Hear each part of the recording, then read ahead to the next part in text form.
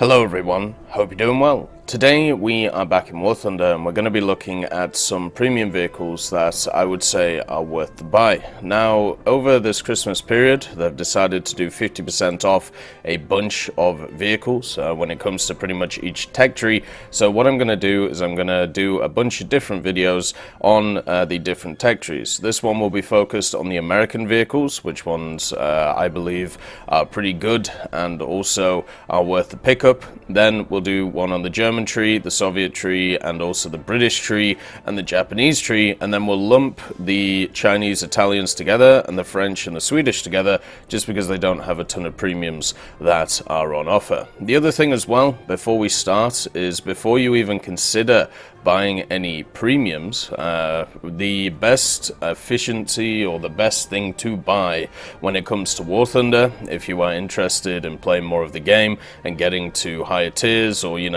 making sure your SL balance is pretty nice, is premium. The reason why is because for 90 days or 365 days it is 50% off, and this still happens normally about 2 or 3 times a year. And if you get it on a yearly basis, so let's say you pick up the 365 one, you can just replenish it the next time it's 50% off, and then you never have to worry about it again. This is basically what I've done for the previous years. I just pick it up every time it's 50% off, usually on the anniversary, and that is how it's done. The reason why you should consider getting premium accounts over any premium in the game is because of the fact that you get plus 100% research in all game modes, so it doubles the amount of research that you get, and then also it times basically 1.5 the amount of, well, it's not even 1.5, it's 2.5. It gives you a ton more SL for doing stuff in battles, basically. So if you have a look at something like the F2G,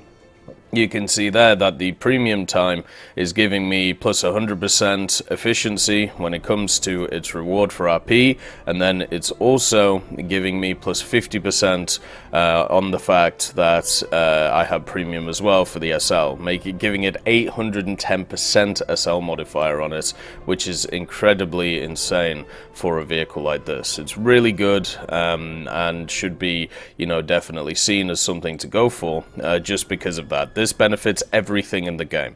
So if you're looking to make one single purchase, or you only have, a limited amount of money, definitely consider getting premium, especially if you're looking to play War.Thunder into the new year. They also have an offer of 180 days on their store, the Gaijin store, so check that out as well if you are interested.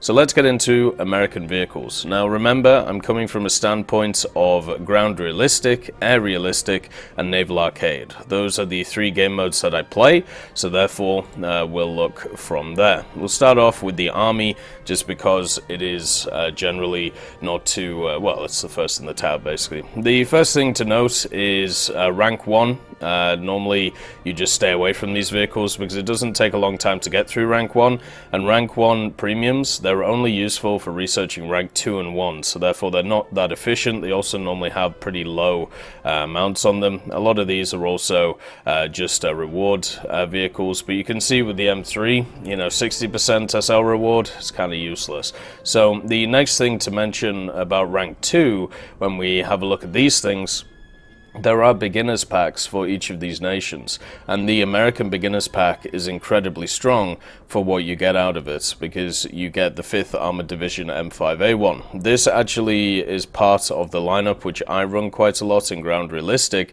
to get stuff like authentic decals done, and basically the lineup which I use to be able to get first places or to get mission score and stuff like that, and it's the 2 Stuarts and also the P400. And the reason why this lineup is so strong is because of the Stuarts. They have vertical stabilizers, they have really good reloads, they have good pen, they have decent armor, and they have really good speed as well. So they have pretty much everything you need, and it's also backed up by the P400, which has the 20mm Hispano, but also the 12.7, so it can pen a ton of vehicles above it, and because a lot of vehicles at this level are quite lightly armored, it's very easy to punch it through them. So it would be worth having a look at the beginners pack as well, especially if it's 50% 50% off when you're looking at it. I believe on Steam right now, the beginner's pack is on offer. Then you have stuff like the Grant. I wouldn't say the Grant is really worth it. The M4A5 is definitely an interesting vehicle. You can also run it alongside the M4 Sherman and the M10 GMC, giving you a pretty decent lineup along with the planes that you can bring. The M4A5 itself has access to the 57mm 6-pounder. It is obviously got the AP shells from it, and generally its armor is a little bit wonky, meaning that sometimes you can, get shots which bounce, and because the armor itself has a lot of weird angles on it, especially when it comes to volumetric stuff, but it's not really reliable. I wouldn't say this is a great purchase, but it is something unique, it is something interesting, and hopefully something that comes to the British tree. Now, the T14, which technically should be a rank 3 if you just base it off the BR, is a really good pickup, especially 50% off. So the T14 has access to 444% RP and then 330 SL, but you can run it with the M6A1, which gives you the firepower that you need with the 76. You can then run it with the M19 if you want to. You can throw a Chaffee in there if you feel like. You can throw in another Sherman or an M10. And what the T14 is it's a beefy Sherman. With the volumetric changes that were given to shells, basically this thing became a little bit of a monster at its BR, and then what happened is they had to bump it up in BR, and it's still useful at the BR that it finds itself at 4.7. You just got to be a little bit careful that if you get up-tiered into 5.3, 5.7, that you bring along some T45 shot along with your M61, just so at range you're able to pen certain vehicles. But this thing is still incredibly tanky because of the extra armor that it has on it. It has extra armor pretty much everywhere on the vehicle, which eats shells, especially when you angle it really well. And the turret is really even the turret is supposed to be the weak spot, but even then it blocks a ton of shots. You also have the low glacis, which is very nice, and along the side a lot of shots are going to get stuck in all of these armor values. So generally the T14 is a really good vehicle. It works incredibly well, and for 800 GE I would actually say is more of a steal than anything else. Then you have the Cobra King. The Cobra King is just a jumbo. It's a specific jumbo, which which actually is part of a historical one, and I would definitely say it's worth picking this up just if you really enjoy 5.3 America. I personally really enjoy it. I use it for quite a lot of events, and the main reason why is because the jumbo is always very reliable, even when it's been up BR'd so many times. I mean, it started life for a longest time at 4.7, and now at 5.3 with the volumetric changes and everything like that, it still does really well.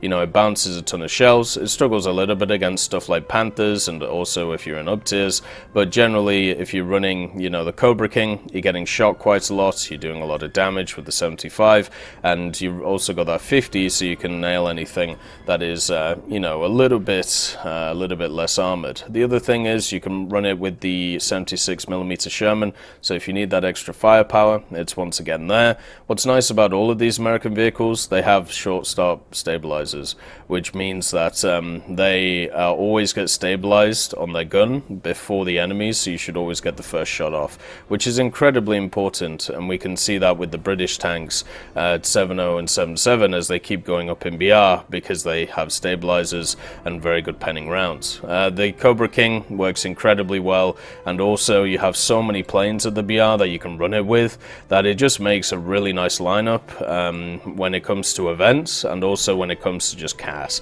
Overall, very good vehicle, very fun. Then you got the T20.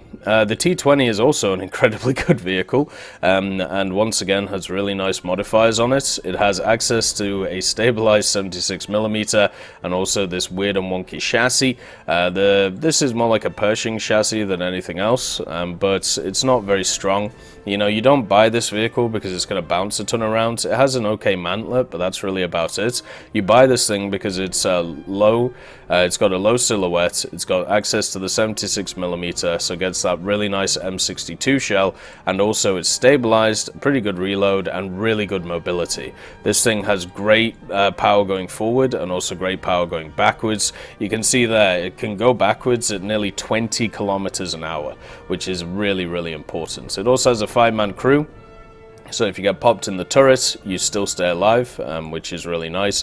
And the whole thing's made out of ammo. As you can see, there's just ammo everywhere. So you've got to be a bit careful about how much you actually take. But this is just a really nice pick. It also gets the 50 cal on top, because of the fact that, you know, well, because it's American mainly. But the main thing is that's good for AA. That's good for dealing with pretty much anything when it comes to aircraft or when it comes to light vehicles. And it also slots into a really nice lineup with the M4A376, the Hellcat, which is always very fun, the Slugger as well, the M36, the M42. You can just chuck it in with these and just have a great time along with all of the CAS options that you have. Then you have the Black Cat. I can't remember if the Black Cat is GE or not, or if it's a pack vehicle. I'm pretty sure it's a pack vehicle, but this is also a great pickup for that 5.7 lineup. I'll do a separate video on like the options which are available on the Gaijin store when they come out, so that'll be worth it. I would skip the Calliope and the M26. These are very expensive for what you get out of it. They're basically just copies of Tech Tree vehicles with some rockets, and the rockets sometimes work, they sometimes don't. They're great for novelty, so if you have some money to waste, I suppose that's not a bad idea. Then you got the T28. T28 works really well at 6.3, and you can run it with the Super Pershing. Super Pershing is a bit of a monster at 6.3. It's got really good penetration on the gun. The only issue it has is long reload, and if somebody flanks you and you don't notice. The same thing happens with the T28. The T28 is a really fun little vehicle to play. It's also really cheap to use, and has really good bonuses on it. And generally with more armored vehicles, if they're premiums, you're going to get shot more, so you're going to get RP from that. And you know, there's less reliance on you doing well in something like a T28 compared to something like a Super Hellcat, where you will, you know, have to do well because of the fact that, you know, you are a very lightly armored platform. So for me, the T28 is a yes. The Super Hellcat as well. It's a different playstyle. It's a light playstyle, but it's a vehicle. You've got to remember that the Hellcat lost a bunch of horsepower in one of the most recent updates, so this thing isn't as fast going around the place. It's also quite heavy now, at 22 tons, and that 90mm is really nice, but sometimes it does struggle to pen. 173, 139, 159.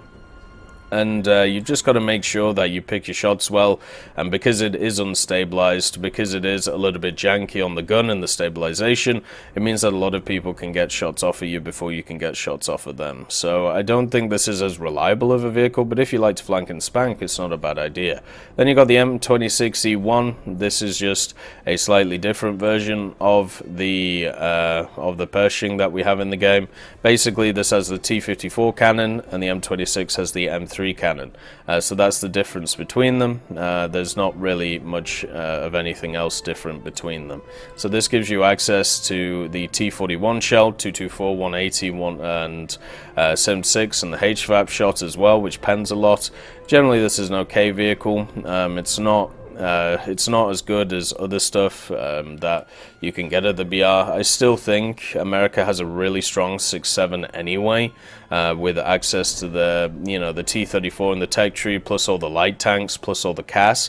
I don't think you need a premium to really bolster that lineup, and this would not be the one I go for, just because of the fact that I really don't like the Pershing. It never does anything really well. It's got quite a long reload, it's got decent gun depression, mobility is a little bit less than other vehicles, and also its armor is really circumspect. So unless you get a down tier, the M26 is a bit rough. So I would just say just run the normal vehicles that you get at 6.7. They're really strong. The M46 Tiger is an interesting one. It's just a copy of the M46 that you have in the Tech Tree. The only difference is you don't get the Chicken Wire Express, and if you want to see what the Chicken Wire Express looks like, I'll show you it. I think I have Nick Cage on mine right now. Yep. There you go. So this is the Chicken Wire Express.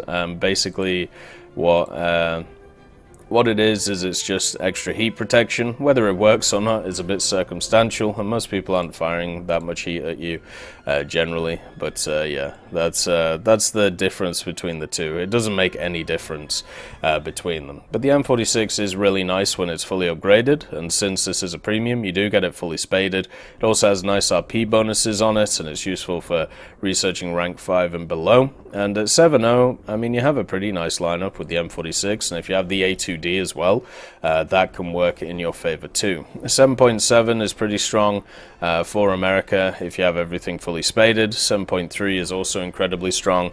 And then you have another vehicle, the T114. The T114 is a lot of fun. With access to heat, you can pretty much pen whatever you want.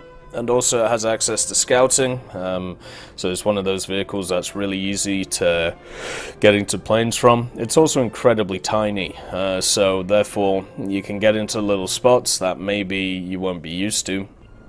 And that means that you can scout, that means you can shoot, and all of that good stuff. It does get penned by a 50 cal, which is a bit of a problem, and because it's only got 2 crew, it dies really easily. And it has a 3-stage first ammo stowage, basically, so when it fires those 3 rounds, it has to reload this 106 recoilless rifle. So that's a bit of a problem, but overall, it's not a bad little vehicle, and it adds to that already stacked 6-7 lineup, so I don't think you need it.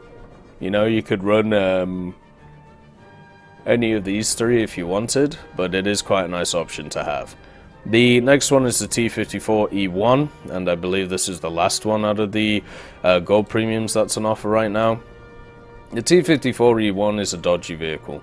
It does have some decent armor, but it gets penned easily by heat. It has the oscillating turret, so it struggles with its gun elevation, but its gun depression is pretty nice. And because of that oscillating turret, it has like the extra layered armor basically here, so it sometimes can be hard to pen, but the majority of the time you're either facing APFSDS or Heat FS, and this should go through this vehicle quite easily. The major issue the T54 has, same with the T95 for a lot of players, is it's unstabilized. So this gun, the 105mm, even though it has a ton of pen, even though it does a ton of damage and has a 5-second reload, getting the first shot off in an engagement can be hard for people because you go up against quite a lot of stabilized machines at the BR. When it's top BR, so in a 7.0 to 8.0 match, this thing can dominate incredibly well. If you're in a higher match, let's say 8.3 or 8.7, which is much more common because of the T55AM and some of the Soviet options, what will happen is you have to play quite defensively, shoot as you go, and basically hope for the best when it comes to facing a lot of those other vehicles. Now you have the T18 round, which pens quite a lot, then you have a Saber round, which pens even more, and then you got the Heat round, which basically everybody uses. So the Heat round pens enough to be able to annihilate everything, and as long as you go for a decent shot on the first one, killing the gunner and the driver, or going for ammo or something, you'll always be able to out-reload your opponent when you are fighting them. So you don't have to ever worry about that in the T54E1. You've just got to make sure to get that first shot off or not take damage from the enemy in their first shot, because there is ways that you can bounce stuff on this turret, you know, especially with the volumetric changes, but generally, you know, you're not looking at something which is crazy well armored from the front. So you got to be a bit careful with this thing. It is a lot of fun, and I really enjoy the T95E1 that is in the tech tree as well. It's one of my favorite vehicles in the American tech tree, but a lot of people don't like it because of the lack of stabilizer. But then again, you do have the Sheridan to run with it, you have the Bradley to run with it, you have the M60A2 to run with it, you have all of these things to run with it, which is really nice. So the next one is helicopters, and unfortunately there is no gold helicopters for America, so can't really comment there. And then we have planes. So with planes, there's a lot of different things, isn't there? First of all, once again, if you want to pick up a rank 1, do so, but as I said, they're not really worth it.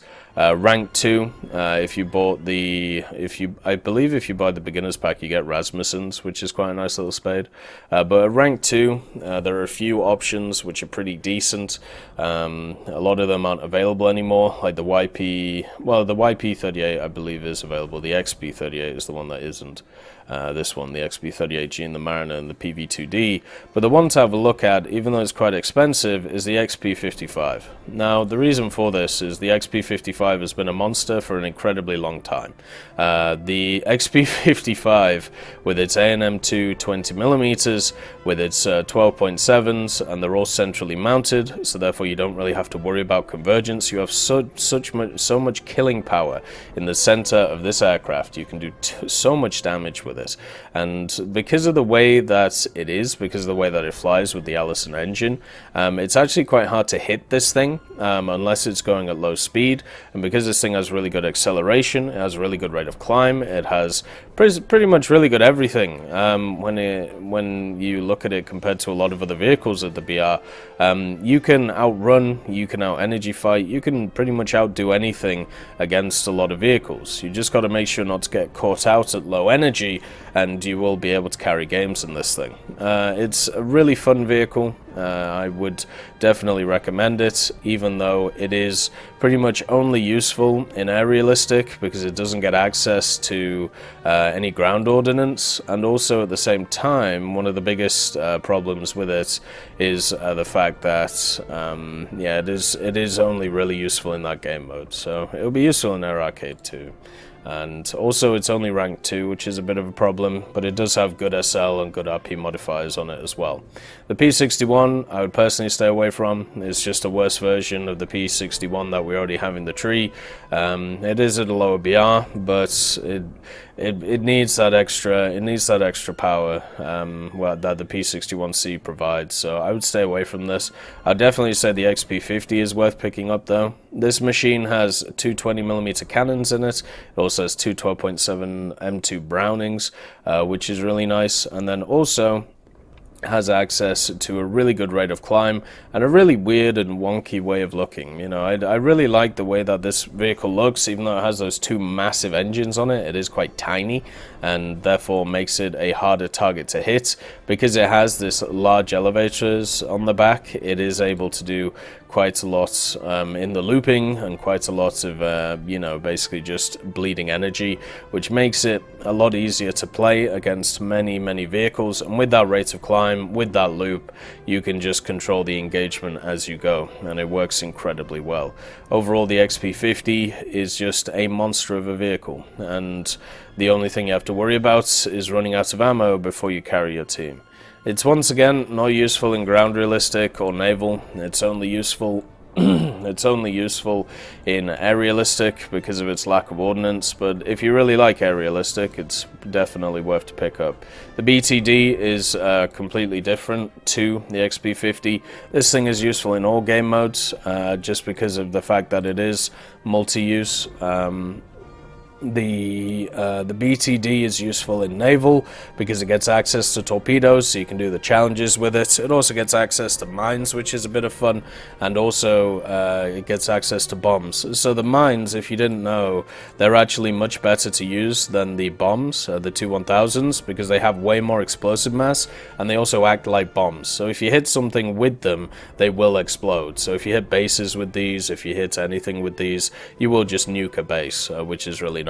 And the fact that it carries 2 torpedoes means that you can be much more useful in naval than other machines, because you can get 2 torps off at 2 separate destroyers, which you will face in this thing. You can run it with the 4.3-4.750 lineup and be very useful. It also has access to 220s, so this thing has pretty much only one good turn in it, and what I mean by that is once somebody engages you, you have one good turn to kill them, otherwise they're going to kill you, because you lose so much energy in that one turn that you will lose the fight, especially against fighters. So you have to make sure that one turn is godly, otherwise you're going to have a bit of issues. But the fact is, the BTD is really fun. It's useful in every game mode, either as a CAS aircraft or as just a general you know, aircraft where you drop your bombs and then you go gunfight. It's a lot of fun. Would highly recommend, especially 50% off. The next one is the B-49F4. If you like this thing, obviously go play it in the, or go play similar versions of it in the German tech tree. The only difference between this one and some of the other F4s you may find is no gun pods. It's still a solid vehicle. It's got really nice SL modifier on it. I would say pick up the XP50 instead though, even though this one's a little bit cheaper. The next one is the XA38, the Grizzly, which has access to 75. This thing loses way too much energy when firing the gun, meaning that you're not great, let's say, when it comes to your overall usefulness. You do get two 12-7s along with the 75, but there's a reason why this thing was a failed project. It didn't really work too well. You also can't struggle against ground targets in aerialistic with this, like pillboxes. Doesn't always kill them in one, but you do get access to 4-500s, so I suppose that is kind of useful. But I just think the main reason this exists is for the gun, and the gun isn't very good in the game. You pick this up for its secondary usefulness, and why don't you just use a P61 in that regard? So for me, it's a no for the Grizzly. It just doesn't work very well in any of the game modes. Then the Focke-Wulf 190A8, it's once again another no. This thing is just heavy. Even though they've improved its elevator recently, it doesn't work too well. I would much rather have a Spitfire, which you can find here, the American Spitfire LF Mark 9C. This thing has really good climb rates, ridiculous climb rates. It has also access to the Hispanos. No, a lot of people don't like the Hispanos. Here, I'll give you a tip. So go and click. So if you ever want to learn how to shoot guns, go to a vehicle that you want to learn in, like the P51, test flight, mission editor, and then just go head-to-head combat, set one up with whatever you want to shoot at, and then just go and learn how the lay of the guns works. That's all you have to do. And that's how I learned how to shoot with Hispanos. So even though it has a limited amount of Hispanos, it still has overall good firepower, especially with the 7.7s, grinding people down. And because this thing has really good turn rate, because it has good energy retention and good overall climb, it has decent dive speed as well. It just can't turn too hard at certain speeds. It works incredibly well as an air superiority fighter, but once again it only gets access to 1-250 if you want to bring it into ground or naval. So this is once again only useful in aerialistic, but overall still a pretty nice plane. And if you're familiar with the mid-tier Spitfires, the Merlin Spitfires for the British, you'll know how fun something like this can be. It's a great machine, really cool, and really glad to see it. The next one is the A2D. Now, if you really like the 7.0 lineup with stuff like the T29, the M46 in ground, the A2D is a must because it just gets ridiculous armaments that you can bring, like the 2250s or the 8 500s and 2 1000s, or all of the HVARs and the 1000s, or all of the 500s. You even can get 2 torpedoes with this thing, so you can bring it with your high-tier naval lineup if you want. Actually, no, I don't think you can yet, because the BRs are still around 6.0. So never mind, you will be able to soon when it comes to the A2D. The other thing as well, it does have access to 420s. You can use this thing as a fighter if you feel like. I've been chased many times by A2Ds in the Arado because of the way that these things fly. And it's very annoying. I can't stress how annoying it is to fight these things, because they don't really have a weakness. The only weakness is the pilot themselves. So it's definitely a good vehicle to play. Definitely a lot of fun. Would recommend it if you're just looking for something to either passively grind by bombing bases, or use in ground realistic, or just generally go and have a bit of fun being a fighter. The F-89Bs are the last on the list. These are 50% off. They're pretty nice picks as well. F-89Bs have a lot of firepower, both of them. They just have different firepower. So this one has 620mm in the nose. So if you get the guns on target, you'll do really well. Whenever I've fought these things, I don't feel like they're that maneuverable compared to a lot of other aircraft around 7.7.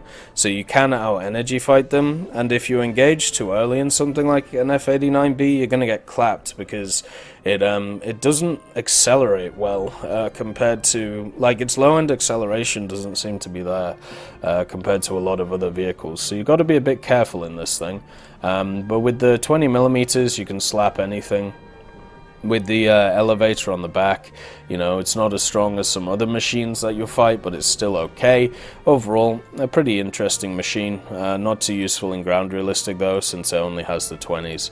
Only really an air superiority fighter. And then the F-89D, which you can buy if you buy the F-89B, this thing gets access to the rockets. So these are the proximity rockets that you can get, which are the bane of a lot of people's existence. I don't really know why. You can actually use this in ground realistic too with the other rockets, so that's good. But this thing has proximity air rockets, so it's really good in head-ons. It's really good at range, so a lot of jets or a lot of planes can't really shoot you effectively above like 1 kilometer. The F-89D is different because of the fact that it can reach with the rockets. So you do have to be a little bit careful with this machine. If you're not careful with this machine, then what ends up happening is it can snipe you from like 2 kilometers out or 2.5 kilometers out.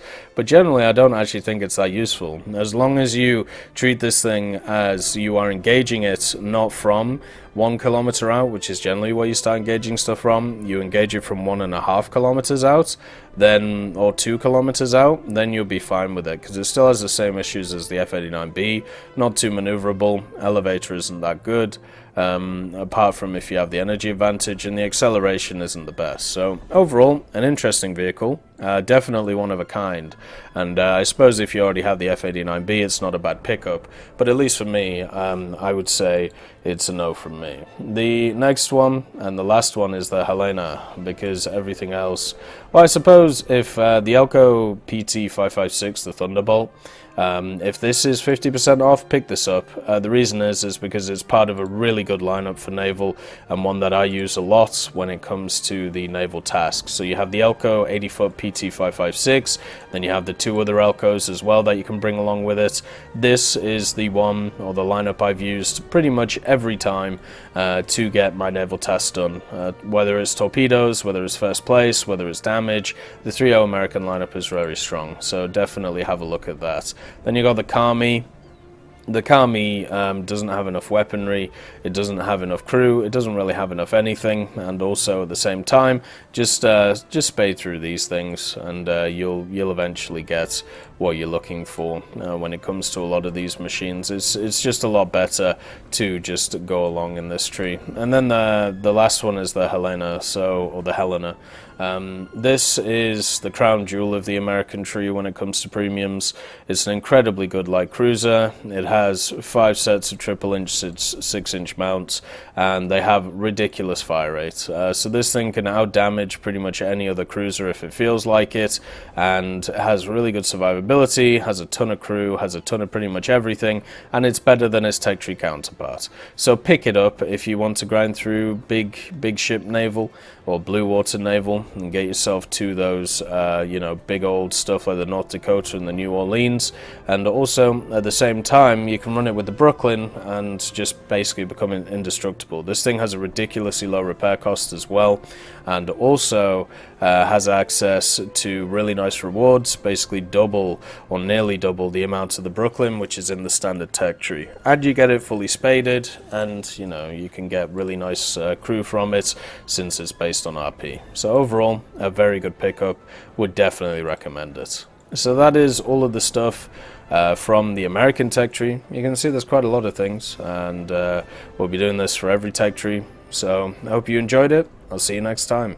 I'd just like to thank John Ryman, Universe, Conte Baraka, Elove Goat, Trigger Hippie, Eugens Terry, Ambrosius McClellan, Daniel Stanton, Martinez B. Young, and also Hans Fagellen, Sebastian Mizon, and Samuel Schlick for supporting the channel.